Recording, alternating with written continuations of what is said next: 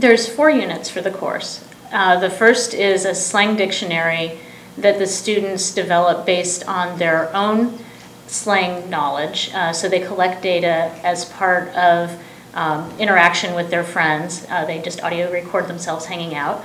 And then they learn to analyze the slang scientifically and put it in dictionary form. So that's the first project that kind of introduces them to linguistics as a science. In the second project, they start connecting up to their family history and understanding that history in relation to California's linguistic and cultural history. They do that by interviewing a family member and asking them about their own linguistic oral history. What kind of linguistic experiences have they had? In the third project, they work as a team to collaboratively go into the community, identify a site that is particularly interesting to them as a linguistic and cultural site of some kind, everything from surf culture to a daycare center. And there they bring in a video camera, interview people, document what's going on with language in that site, and analyze it as a place where language is a central part of culture locally. And then in the last project, they're focusing more globally, looking at media and politics and the role of language in that context. And for that, they're doing a debate on a linguistics issue with regard to politics. I believe what they're focusing on is whether schools should have bilingual education or English-only education.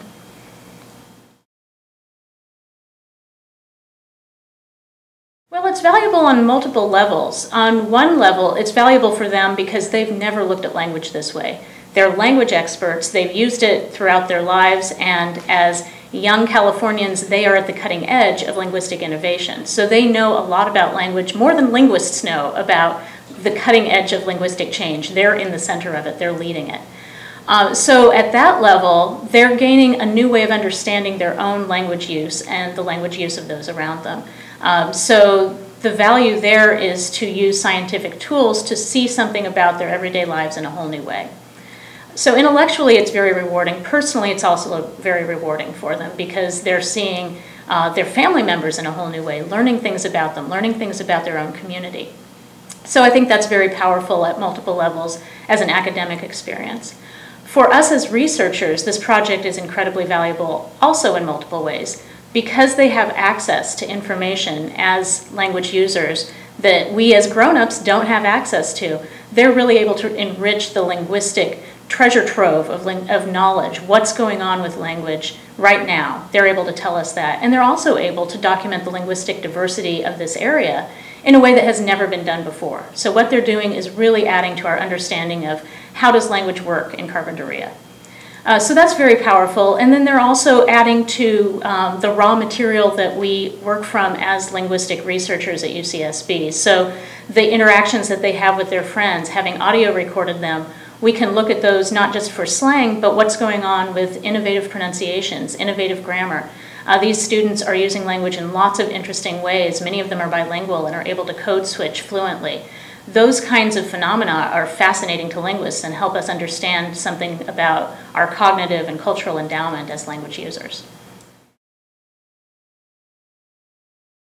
There's a lot of challenges because this is a technologically complex project. We're teaching students not just traditional academic skills, but how do they communicate with a wider audience using the internet. So our online slang dictionary is part of that. And just getting the logistics of that to work, training students to do audio editing, something most of them had never done before, training them to use video cameras. So the students have been pushing themselves to do things that they never thought they would get to do in a social studies class. They're getting to learn things in a whole new way. So that has presented challenges for them and challenges for us in getting them launched into it. But they have risen to the challenge beautifully. It's been really exciting to see them move from student to scholar, from being kind of passive absorbers of knowledge to being researchers who are creating knowledge themselves. And you can really see the excitement in the discoveries that they bring to the classroom. I think that's a really important issue. This project is not only benefiting the high school, but it's absolutely benefiting UCSB. Both our graduate students and our undergraduates are getting experiences that most students don't get, either in their graduate career or in their undergraduate career. This is a rare opportunity to step into a high school classroom, to really be in charge of that classroom, to guide students to discover things that they never knew about before, to introduce a completely new field. That's incredibly exciting for the high school students, of course, but they also are getting to know these college students as mentors, as role models, as friends. That's been very powerful. I could go into that classroom and talk about linguistics, but they're not going to identify with me the way they're going to identify with an undergraduate and say, in a couple of years, that could be me. So that's very exciting to have those successful college students in the classroom as role models for these high school students. On the other hand, the graduate students and the undergraduates are learning how to teach and really learning on the ground in the most powerful and effective way possible. I'm not an expert in teaching, so they're learning through the consultations that they have with the master teacher who's team teaching with them.